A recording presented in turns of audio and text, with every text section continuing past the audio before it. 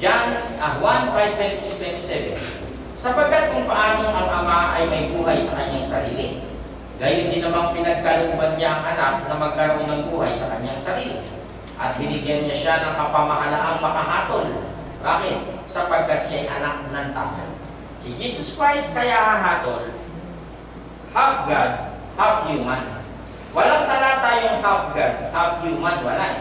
Kasi bakit? Nagkatawang tao. Ayon sa Pilipos, di ba? Chapter 2, iniwan niya yung kanyang magandang kalagayan, nagpakababa, nakitulad sa mga tao. So dahil siya ay pinanganak ng isang babae, pinalaki po natin yan, na nilukuban ng Holy Spirit, siya ay binigyan ng kapamahalaang makahatol sapagkat siya ay anak ng tao.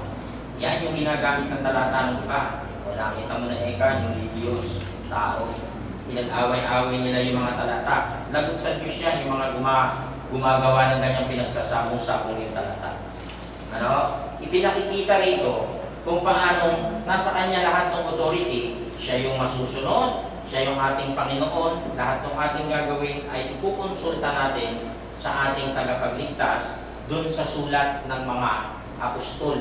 Ano po? Ito yun. Pag binasa mo yung aklat ng Lucas, nagtuturo si Lucas. Pag binasa mo yung aklat ng mga gawa, nagtuturo yung mga sumulat ay yung mga binabanggit na tao doon sa aklat ng mga gawa. Kaya kahit sila'y patay na ng napakahabang panahon na, nagtuturo pa sila. Kami mga speaker, ayan, lumalabas lang yan. Ano? Alam niyo, nakakatakot gumawa ng paksa. Bakit? Eh, paano kung makapagturo ka ng mali? Ang akala ko'y tama. Di ba ba? Magusisi. Mas masahol pa kami sa abogado at sa teacher. Mula linggo, ayan, mamaya, pag uwi ko, magko-compose ka na. Hindi pwedeng magko-compose ka biyernes. Kulang yan. Nakakapagod. Sa totoo lang, mag-compose ng mga ganito. Pero inassign tayo ng Panginoon dito, gawin natin yung ating duties. Diba? Kailan ang retirement dito? Pag hindi na ako makakita. Pag hindi na ako makalakad. Pag nagkasakit ako. Kaya hinihingi natin sa Diyos lahat yan. Tulungan mo kami, gabayan mo kami. Sana merong susunod na magtuturo para ang iglesia hindi mamatay. Kailangan natin ito laging idalangin sa Panginoon. Salamat sa inyong mga panalangin para sa mga members at sa mga mangangarap. Dahil yan ay inihiling natin sa Diyos. And He has given Him authority to judge because He is the Son of Man. Bawat otoridad ay may kanya-kanyang nasasakupan. Bagamat ang Diyos ang may malawak na otoridad, nagbigay siya ng mga halimbawa na dapat sundin ng bawat mananampalataya. Kung ikaw ay isang magulang, paano mo ngayon pamamahalaan ng iyong bahay? Parents have authority over their children. Dapat alam ng mga bata, magagalit mama ko pag naloko to kasi ayaw niya itong ipagalaw. Diba? Hindi naman sa pagmamalupitan ng bata, kundi pakikitaan mo siya ng otoridad na ikaw ay dapat sundin niya bilang mami o daddy. Ayan ang utos sa mga kabataan. Makinig po kayo. Children, obey your parents in the Lord, for this is right. Honor thy father and mother, which is the first commandment with promise. Ano yung promise doon sa first commandment? That it may be well with thee, and thou mayest live long on the earth. Ano yung may utos sa ating mga anak? Kasama dyan sa pagkalinga, pag sila'y matatanda na, babalikan natin. Pero kasing pangyayari na kapag ka nagsipag-asawa na, nakalimutan ay magulang. Pupunta lang pag may sakit, pag may patay.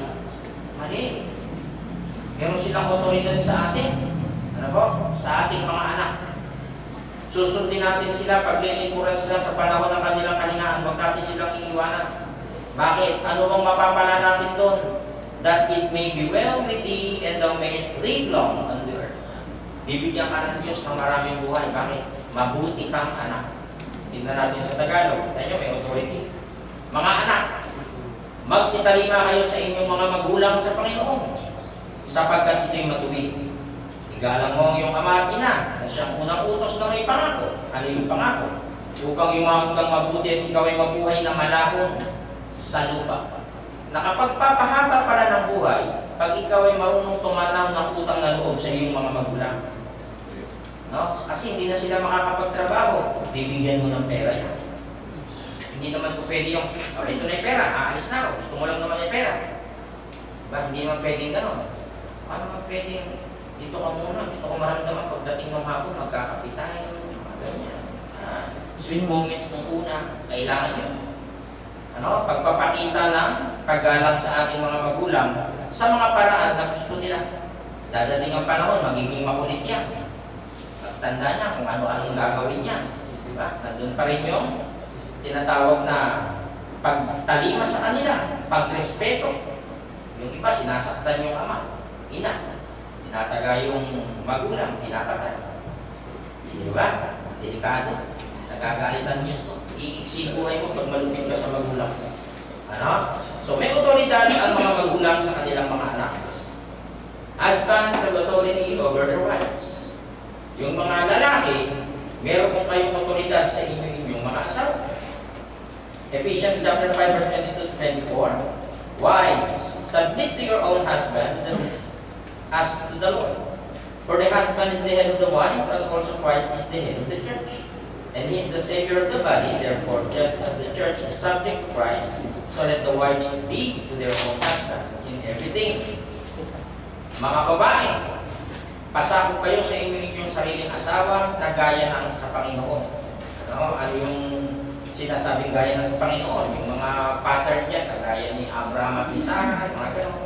Sapagkat ang lalaki pangulo ng kanyang asawa, gaya naman ni Kristo ng Pangulo, diba? Sabi natin kanina, siya yung ating Pangulo ng Iglesia na siya rin ang tagapagligtas ng katawan. So parang ganito yung pinakikita. Ikaw na lalaki, head of the body. Yung iyong asawa. Parang ganun yung ibig sabihin. May tinatawag na submission o pagpapasakop. 5:24. Natapat kung paano ang Iglesia ay nasasakop ni Kristo, gayon din naman ang mga babae ay pasakop sa kanilang asawa sa lahat ng mga bagay. Diba? Mga una pa lang, yung mga unang kasal kayo, ayaw magpapaalam. Ayos ng layas. Diba? So kung gusto mong magpapaalam, ikaw na lalaki, magpapaalam ka rin. Ganun yun eh. Huwag kang gagawa ng isang bagay na kasisira ng relasyon, dapat laging pinag-uusapan. Ano ba yung ating mga dapat gawin? Ano yung mga puntos natin? Na kailangan mag-adjust. Diba? Batay sa Biblia. Huwag kayo makikinig dun sa mga radyo. Kung sino-sino mga DJ dyan, kung ano-ano pinagagagawa. Sundin mo ang damdamin mo kahit mali. Ay, sos. Kristyano ka. At kung susundin niya, dito ka makinig sa nakasulat. Magandang payo tungkol sa pag-ibig, tungkol sa pag-aasawa, hindi magkakamali. Bakit? Itinuro ng ating Panginoong Yesus. Kaya makikinig yan sa mga sino-sinong nagpapayo na yan. Yung mga hari, kings have authority over their subject. Ano yung sino sumasakop sa ating lahat? Gobyerno ng Pilipinas. Everyone must submit to governing authorities, for all authority comes from God. And those in positions of authority have been placed there by God. Paano nga ikaw kung inilagay yung mamamatay tao? Wala tayong magagawa. Bakit nilagay ng Diyos yun? Pwedeng turuan niya ang bayan para matuto.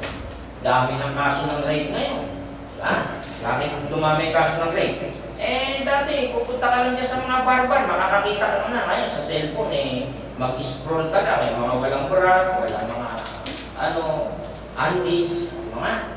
Ang ngayon ang impact, dumadami yung manyak. Diba? Pinag-uusapan daw yung death penalty, maraming umaharap. Bakit sa ibang bansa may death penalty? Kawawa mga babae ngayon. Pagka hindi na ibabayan, yung ganyang dapat pag-usapang maigi kung ano gagawin dyan. Dahil dumadami yung gumagawa ng masama. Mga taga-Roma 13:1, ang bawat kaluluwa ay pasakop sa matataas na kapangyarihan. Bakit ako umuwi sa Bulacan pag eleksyon? Utos eh. At naman akong pumoto. Yan kasi kapitan magaling na sa ayuda. Diba mga ganon? Wala kailangan utos eh. Ang Diyos eh.